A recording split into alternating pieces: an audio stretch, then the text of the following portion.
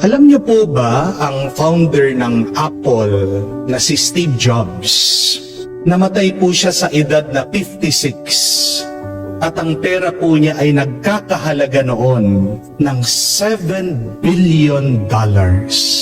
Pero namatay po siya sa pancreatic cancer. Si Kobe Bryant, ang sikat pong NBA basketball player, nanalo po siya ng 4 NBA championship. Napili din po siyang MVP, Most Valuable Player. Sa kasuwiang palad, namatay po siya sa edad na 41 years old dahil po sa aksidente bumagsak yung pong helicopter na kanyang sinasakyan. At ang pera po niya sa bangko, nagkakahalaga daw po ng $600 million. Si Rico yan. Maaaring kakilala niyo po ang guwapo na mata ni Idol na hanggang ngayon pinupuntahan yung kanyang puntod. Nagpapaselfie ang napakaraming tao kahit na siya ay pumanaw na. Noong pong siya ay 27 years old lang, namatay po siya dahil sa bangungot. Ano pong ibig sabihin nito mga kapatid? Hindi ibig sabihin na bata ka, malakas ka, sikat ka, may pera ka, mayaman ka, na marami kang kaibigan, na gwapo ka, na maganda ka, na makapangyarihan ka, na hindi ka na mamamatay. Pagkadami-dami man ang pera mo, pagkasikat-sikat mo man, kahit na ikaw ay makapangyarihan, hindi ka maliligtas nito sa bingit ng kamatayan. Amen? Pero sa ating pagbasa ngayon, para bang meron sinasabi na meron pa tayong magagawa para makaiwas tayo sa kamatayan. Meron tayong pwedeng gawin para maawa ang Diyos at pagkalooban tayo muli ng lakas at buhay. Ito pong si Hezekiah ang hari. Kwento po sa unang pagbasa, malapit na daw siyang mamatay dahil sa isang sakit. Sinabihan na siya ng propeta, maghanda ka na dahil oras mo na. Meron pong tatlong ginawa itong hari si Hezekiah. Bakit biglang naawa ang Diyos at binuhay siya muli? Dahil po sa tatlong bagay na ito, siya po ay binigyan ng panibagong buhay ng Panginoon. Subukan ninyo po gawin ang tatlong bagay na ito para kayo ay buhayin muli at palakasin ng Diyos. At para hindi nyo makalimutan, tandaan niyo po ang tatlong letrang ito. CPR. Dahil hindi po ba pag merong nalulunod, pag merong pong nagchocho, pag merong nahihirapan na huminga, ano po ang gagawin natin sa taong yun? Bigyan mo siya ng CPR. Kung ikaw din ay nag-aagaw buhay ngayon, kung nararamdaman mo na unti-unti nawawalan ka ng lakas, bigyan mo ito ng CPR. At ano po ang CPR na ginawa ni Haring Hezekiah? Unang letra po, letter C. It means cry to God. Nung pong nalaman ni Hezekiah na malapit na siyang mamatay, ano po ang ginawa niya? Ang sabi po sa kwento, humarap daw siya sa pader, tumangis siya. Hezekiah wept bitterly. Ang pag-iyak po ay isang tanda na seryoso ka. And a cry to God in the Bible means it is an act of desperation. To cry to God means it is an expression of your total faith to Him. At tandaan niyo po ito mga kapatid, madalas ang naririnig at napapansin ng Diyos ay ang panalangin, ang tinig ng mga taong desperado. Sa mabuting balita, balikan niyo po, nagpagaling ang ating Panginoon si Jesus sa mga bulag, sa mga pilay, sa mga namatayan, dahil sila ay desperado na. My dear friends, do not be ashamed, showing your desperation and weakness to God. Because remember, in your weakness, God is your strength. Huwag kang mahiyang umiyak sa Kanya. Dahil po sabi din ng Psalm 125 verse 7, those who sow in tears shall reap in rejoicing. Tandaan niyo po, si Jesus umiyak, tumangis sa harapan ng puntod ng kanyang kaibigan si Lazaro.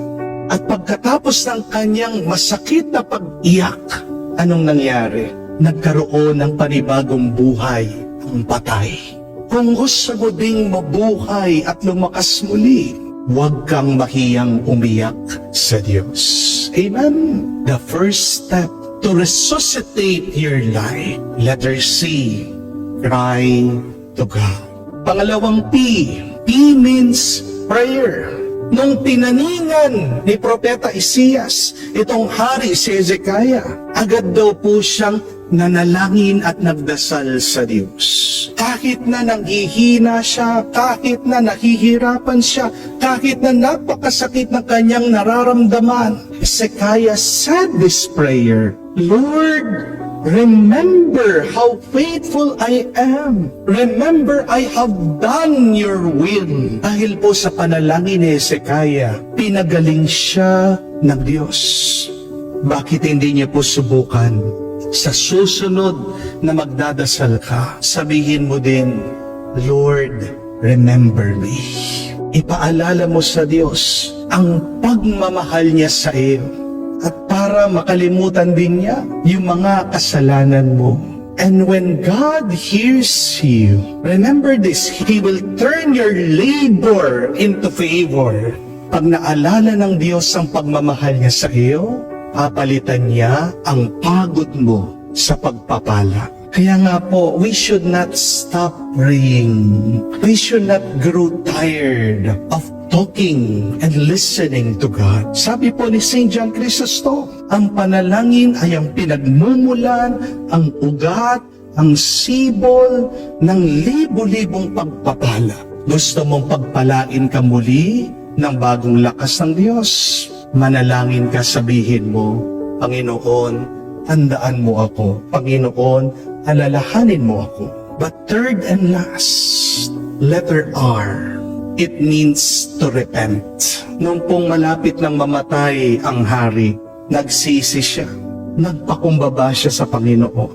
At napakaganda po ng sabi ng isang santo, that repentance is a contract with God for a second life. Kaya nga kung gusto mong mabuhayan ka, huwag mong kalimutan magsisi ka din sa iyong mga kasalanan. Dahil ang kasalanan ay ang kamatayan ng ating mga kaluluwa. At pag namamatay ang iyong kaluluwa, hindi malayo, susunod ang iyong katawan. Bakit may sakit ka? Bakit wala kang lakas ngayon? Tingnan mo, suriin mo, anong nangyayari sa iyong puso at kaluluwa? Meron bang virus ng kasalanan diyan?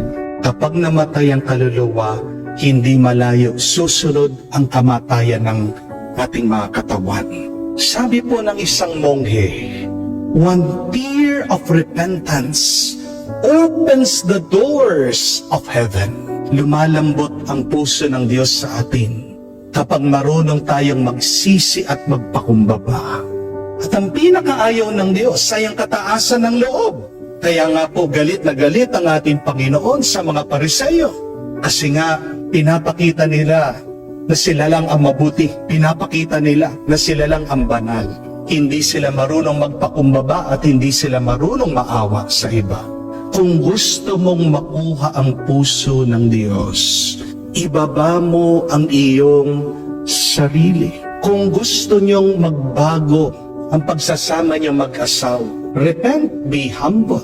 Kung gusto mong magbago ang takbo ng iyong trabaho, ng iyong business, magsisi ka. Ano ba yung iyong mga pagkukulang dyan sa iyong trabaho, dyan sa iyong business? Bakit ka may sakit? Baka meron kang pagkukulang sa pag-aalaga sa iyong katawan. O baka naman meron kang kasalanan sa Diyos o sa ibang tao. Try it. Try to be repentant and your life will change and you will renew your life. Remember, only God can give you life. Kahit na merong kang pera, oo, makakabili ka ng gamot, pwede ka makapunta sa mga pinakamagaling na doktor, pinakamagandang hospital, pero hindi yan magpapahaba ng buhay mo. Amen? Pagkadami-dami mong kakilala na makapangyarihang tao, yung kapangyarihan nila, hindi matutulungan dyan sa iyong paghihirap, dyan sa iyong sakit. Hindi po ba? Only God, who is our way, our truth and life, Jesus, can give you new life. Kaya nga po, kung epektibo sa hari na si Hezekiah, mangyayari din sa iyo yan. Try the CPR method. See, cry to God. P, pray to God. Lord, remember me. R, repent and be humble. Papalakasin ka ng Diyos, bubuhayin ka ng Diyos, ililigtas ka niya sa kamatayan.